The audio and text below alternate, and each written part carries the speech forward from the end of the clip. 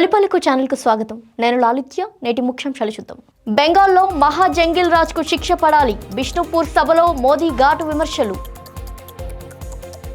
మహిళా రిజర్వేషన్పై ప్రతిపక్షాలే అడ్డంకి. గిరిరాజ్ సింగ్ ఆరోపణలు. మహిళల హక్కులపై నిర్లక్ష్యం. ప్రతిపక్షాలపై దామి వ్యాఖ్యలు. అజారుద్దీన్ మంత్రి పదవికి డెడ్లైన్ టెన్షన్. గవర్నర్ను కలిసిన రేవంత్ రెడ్డి. జగిత్యాల నుంచే బీఆర్ఎస్ జైత్రయాత్ర. కేసీఆర్ సభపై కేటీఆర్ సంచలన వ్యాఖ్యలు. మమతా బెనర్జీ భయాన్ని వదిలి ఓటేయండి. నందిగ్రామ్లో రోడ్ షోలో కంగనా రనౌత్ ప్రజలకు విజ్ఞప్తి. తెలంగాణ హెలికాప్టర్ తమిళనాడు ప్రచారంలో రాజకీయ దుమారం రేపుతున్న ఆరోపణలు. ప్లాట్ఫారంపై కూలిన కరెంటు స్తంభాలు. త్రుటిలో తప్పిన రైలు ప్రమాదం. స్కూల్స్ చుట్టూ టబాకోపై పోలీసుల కఠిన చర్యలు. ఆపరేషన్ సేఫ్ స్కూల్ భారీ దాడులు. ప్రమాదానికి నిద్రమత్తే కారణమా? జాతీయ రహదారిపై బోల్తా పడ్డ ప్రైవేట్ బస్సు. సింహాచలం చందనోత్సవానికి భారీ ఏర్పాట్లు. 2 లక్షల మందికి పైగా భక్తుల రాక అంచనా. మహిళా బిల్లుపై ప్రతిపక్షాల విజయం. డీకే శివకుమార్ స్పందన. Amit Shah road show. మోదకురిచిలో బీజేపీ ప్రచారానికి జోష్. ఫెమినా మిస్ ఇండియా 2026 విజేతగా సాధ్వి సైల్. మహిళా సాధికారతకు వేదిక. సెలీనా జైట్లీ వ్యాఖ్యలు. పశ్చిమ బెంగాల్ అసెంబ్లీ ఎన్నికల నేపథ్యంలో బిష్ణుపూర్లో జరిగిన భారీ ర్యాలీలో ప్రధాని నరేంద్ర మోదీ ప్రతిపక్షాలపై తీవ్ర విమర్శలు చేశారు. రాష్ట్రంలో మహా జంగిల్ రాజ్ కొనసాగుతోందని, దీనికి ప్రజలు గట్టి శిక్ష విధించాలని పిలుపునిచ్చారు. టీఎంసీపై తీవ్ర ఆరోపణలు చేస్తూ ఆదివాసీ మహిళల పట్ల ద్వేషపూరితమైన వైఖరి ఉందన్నారు. దేశానికి తొలి ఆదివాసీ మహిళ రాష్ట్రపతిగా ద్రౌపది ముర్మును తీసుకువచ్చింది బీజేపీని అని గుర్తు చేశారు. అలాగే మహిళా సాధికారత, భద్రతే బీజేపీకి లక్ష్యమని పేర్కొంటూ మహిళల రిజర్వేషన్ విషయంలో టీఎంసీ, కాంగ్రెస్ కలిసి అడ్డుపడ్డాయని ఆరోపించారు. ఈ వ్యాఖ్యలతో బెంగాల్ రాజకీయాలు మరింత వేడెక్కాయి.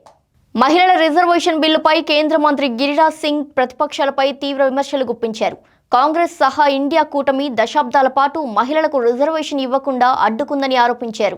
దేశంలో జనాభా పెరుగుదలతో పాటు లోక్సభ స్థానాల పునర్విభజన అవసరమని పేర్కొంటూ ఈ దిశగా ప్రభుత్వం తీసుకువచ్చిన సంస్కరణలను ప్రతిపక్షాలు ఎప్పుడూ అడ్డుకుంటున్నాయని అన్నారు.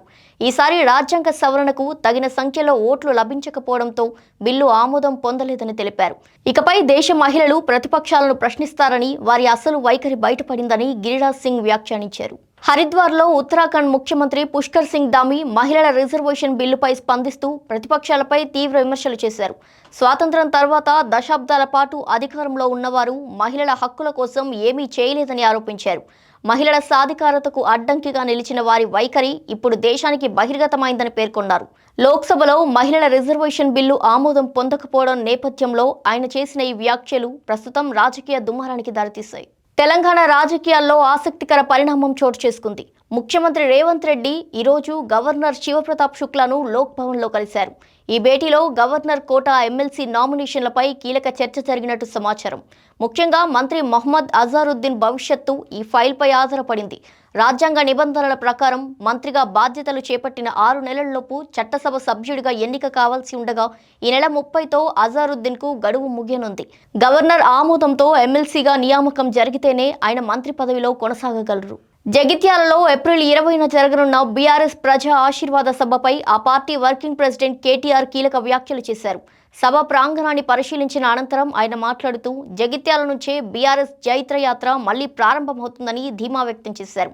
పార్టీ అధినేత కేసీఆర్ సుదీర్ఘ విరామం తర్వాత ప్రజల ముందుకు వస్తుండడం రాజకీయంగా కీలకమని తెలిపారు. అలాగే కాంగ్రెస్ ప్రభుత్వం సభను అడ్డుకునేందుకు ప్రయత్నిస్తుందని ఆరోపించారు. ఇటీవల కాంగ్రెస్ను వీడి బీఆర్ఎస్లో చేరుతున్న జీవన్ రెడ్డి చేరిక కూడా ఈ సభలోనే జరగనుంది. ఈ సభలో కేసీఆర్ ఏం మాట్లాడబోతున్నారు అనే విషయంపై ఇప్పుడు సర్వత్రా ఆసక్తి నెలకొంది. పశ్చిమ బెంగాల్లో ఎన్నికల వేడి పెరుగుతున్న వేళ కంగనా రనౌత్ ఈస్ట్ మిడ్నాపూర్లోని నందిగ్రామ్లో భారీ రోడ్ షో నిర్వహించారు. బీజేపీ అభ్యర్థి సువేందు అధికారికి మద్దతుగా ప్రచారం చేస్తూ ప్రజలు భయపడకుండా స్వేచ్ఛగా ఓటు హక్కు వినియోగించాలని పిలుపునిచ్చారు. ముఖ్యంగా మమతా బెనర్జీ భయాన్ని దూరం పెట్టి ఓటు వేయాలని ఆమె కోరారు. ఈ రోడ్ షోతో నందిగ్రామ్లో రాజకీయ వాతావరణం మరింత వేడెక్కింది. తమిళనాడు ఎన్నికల నేపథ్యంలో తెలంగాణ ప్రభుత్వం హెలికాప్టర్ వినియోగంపై వివాదం చెలరేగింది. రాష్ట్ర మంత్రులు తరచుగా వినియోగించే ఈ హెలికాప్టర్ను ఇప్పుడు రాష్ట్రం వెలుపల కూడా కాంగ్రెస్ పార్టీ కార్యక్రమాలకు ఉపయోగిస్తున్నారన్న ఆరోపణలు వినిపిస్తున్నాయి. గతంలో లోక్సభ ఎన్నికల ప్రచారంలో వాడిన ఇదే హెలికాప్టర్ను ప్రస్తుతం తమిళనాడులో జరుగుతున్న ప్రచార సభలకు రాహుల్ గాంధీ ప్రయాణాలకు వినియోగిస్తున్నారనే చర్చ మీడియా వర్గాల్లో నడుస్తుంది. ఈ వ్యవహారం తెలంగాణ ప్రభుత్వ వనరులు పార్టీ ప్రయోజనాలకు వాడుతున్నారన్న విమర్శలకు బలం చేకూరుస్తుంది. రాష్ట్రం కాంగ్రెస్ పార్టీకి ఏటీఎంలా మారిందన్న ఆరోపణల మధ్య ఈ అంశం రాజకీయంగా హాట్ టాపిక్గా మారింది. అనకాపల్లి రైల్వే స్టేషన్ వద్ద భారీ ప్రమాదం త్రుటిలో తప్పింది. కాలిబాట వంతెన వద్ద నిర్మాణ పనుల సమయంలో కరెంటు స్తంభాలు ఒక్కసారిగా 3వ నెంబర్ ప్లాట్ఫారంపై కూలిపోయాయి. దీంతో విద్యుత్ తీగలు తెగిపోవడంతో అక్కడ ఉద్రిక్త పరిస్థితి నెలకొంది. ఈ ఘటనలో 2 కూలీలు తీవ్రంగా గాయపడ్డారు. అయితే అదే సమయంలో ప్లాట్ఫామ్పై రైలు లేకపోవడం వల్ల పెను ప్రమాదం తప్పిందని అధికారులు తెలిపారు. ప్రస్తుతం ఈ ఘటనపై విచారణ కొనసాగుతుంది. హైదరాబాద్లో విద్యార్థుల రక్షణ కోసం సిటీ పోలీస్ కీలక చర్యలు చేపట్టింది. హైదరాబాద్ సిటీ పోలీస్ ఆధ్వర్యంలో ఆపరేషన్ సేఫ్ స్కూల్ పేరుతో ప్రత్యేక డ్రైవ్ నిర్వహించారు. ఈ సందర్భంగా పోలీస్ కమిషనర్ సజ్జనార్ మాట్లాడుతూ నగరంలోని విద్యా సంస్థల పరిసరాల్లో ఉన్న 500కు పైగా పాన్ షాపులపై దాడులు నిర్వహించినట్టు తెలిపారు. సుమారు 5,000 మంది పోలీస్ సిబ్బంది ఈ ఆపరేషన్లో పాల్గొని స్కూల్ విద్యార్థులకు సిగరెట్లు, గుట్కా, పాన్ మసాలా వంటి పొగాకు ఉత్పత్తులు విక్రయిస్తున్నట్టు గుర్తించారు. పాఠశాల ఆవరణ నుండి 100 మీటర్ల పరిధిలో పొగాకు అమ్మకాలపై నిషేధం ఉందని స్పష్టం చేస్తూ నిబంధనలు ఉల్లంఘించిన వారిపై కేసులు నమోదు చేస్తున్నామని హెచ్చరించారు. విద్యార్థుల్లో పొగాకు వినియోగం డ్రగ్స్ వైపు దారితీసే ప్రమాదం ఉందని పేర్కొంటూ స్కూల్ పరిసరాలను పూర్తిగా పొగాకు రహితంగా మార్చడమే లక్ష్యంగా తెలిపారు. అనకాపల్లి జిల్లాలో రోడ్డు ప్రమాదం చోటు చేసుకుంది. నక్కపల్లి సమీపంలోని జాతీయ రహదారిపై చెన్నై నుంచి భువనేశ్వర్ వెళ్తున్న ప్రైవేట్ బస్సు అదుపు తప్పి కాలువలో బోల్తాపడింది. ప్రమాద సమయంలో బస్సులో 36 మంది ప్రయాణికులు ఉండగా వారిలో 12 మందికి స్వల్ప గాయాలు అయ్యాయి. ఘటన జరిగిన వెంటనే స్థానికులు స్పందించి బస్సులో చిక్కుకున్న ప్రయాణికులను బయటకు తీసి ఆసుపత్రికి తరలించారు. డ్రైవర్ నిద్రమత్తు కారణంగానే ఈ ప్రమాదం జరిగినట్టు ప్రాథమిక సమాచారం. ప్రస్తుతం పోలీసులు కేసు నమోదు చేసి దర్యాప్తు కొనసాగిస్తున్నారు. సింహాచలం ఆలయంలో జరిగే చందనోత్సవం నేపథ్యంలో రాష్ట్ర హోంమంత్రి వంగలపూడి అనిత ఏర్పాట్లను సమీక్షించారు. ఈసారి 2 లక్షల మందికి పైగా భక్తులు వస్తారని అంచనా వేస్తూ సాధారణ భక్తులకు ప్రాధాన్యతనిస్తూ దర్శనాలు సాఫీగా జరిగేలా అధికారులకు సూచనలు జారీ చేశారు. భక్తుల సౌకర్యార్థం మెడికల్ క్యాంపులు, మంచినీరు, మజ్జిగ పంపిణీతో పాటు ట్రాఫిక్ నియంత్రణపై ప్రత్యేక దృష్టి సారించాలని ఆమె ఆదేశించారు. అత్యవసర పరిస్థితుల కోసం ఎన్డీఆర్ఎఫ్, ఎస్డీఆర్ఎఫ్ బృందాలను సిద్ధంగా ఉంచగా ఏఐ టెక్నాలజీ, సీసీ కెమెరాల ద్వారా భద్రతను పర్యవేక్షించనున్నారు. తెల్లవారుజామున 3 గంటల నుంచే భక్తులకు దర్శనం కల్పించేందుకు అన్ని ఏర్పాట్లు పూర్తి చేశారు. లోక్సభలో మహిళా రిజర్వేషన్ సవరణ బిల్లు తిరస్కరణపై కర్ణాటక ఉప ముఖ్యమంత్రి డీకే శివకుమార్ స్పందించారు. ఎన్నికల మధ్యలో ఇలాంటి కీలక బిల్లులను తీసుకురావడం సరైన సమయం కాదని వ్యాఖ్యానించారు. ప్రజాస్వామ్యంలో ప్రతిపక్షాలతో చర్చించి అందరి అభిప్రాయం తీసుకోవాల్సిన అవసరం ఉందని ఆయన స్పష్టం చేశారు. కానీ ప్రభుత్వం ఆ ప్రక్రియను పాటించలేదని విమర్శించారు.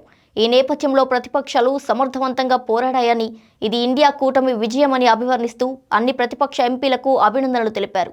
తమిళనాడులో ఎన్నికల ప్రచారం వేగం పుంజుకుంది. ఈ రోడ్లో కేంద్ర హోంమంత్రి అమిత్ షా బీజేపీ అభ్యర్థి కీర్తికా శివకుమార్కు మద్దతుగా భారీ రోడ్ షో నిర్వహించారు. మోదకురిచి నియోజకవర్గంలో బీజేపీకి మద్దతు కోరుతూ ప్రజలతో నేరుగా కలుసుకున్నారు. ఈ రోడ్ షోతో అక్కడ రాజకీయ వాతావరణం మరింత వేడెక్కింది. ఒడిశాలోని భువనేశ్వర్లో జరిగిన ఫెమినా మిస్ ఇండియా 2026 ఫైనల్లో గోవాకు చెందిన సాధ్వి శైల్ విజేతగా నిలిచారు. రాజనందిని పవార్ ఫస్ట్ రన్నరప్గా, శ్రీ అద్వైత సెకండ్ రన్నరప్గా ఎంపికయ్యారు. ఈ సందర్భంగా కార్యక్రమంలో పాల్గొన్న మాజీ మిస్ ఇండియా సెలీనా జైట్లీ మాట్లాడుతూ మిస్ ఇండియా వేదిక మహిళలకు గుర్తింపు, అవకాశాలు కల్పిస్తూ వారిని జీవితంలో ముందుకు వెళ్లే దారి చూపుతుందని అన్నారు. ఈ వేదిక నుంచి వచ్చిన మహిళలు మరెందరికో స్ఫూర్తిగా నిలుస్తారని, నిజమైన మహిళా సాధికారత అంటే తమ ఇష్టానుసారం జీవితాన్ని నిర్మించుకోవడమేనని ఆమె స్పష్టం చేశారు. ఇవి వాల్టి బులెటిన్ డీటెయిల్స్. మరో బులెటిన్తో మళ్ళీ కలుద్దాం. చూస్తూనే ఉండండి తొలి పలుకు న్యూస్.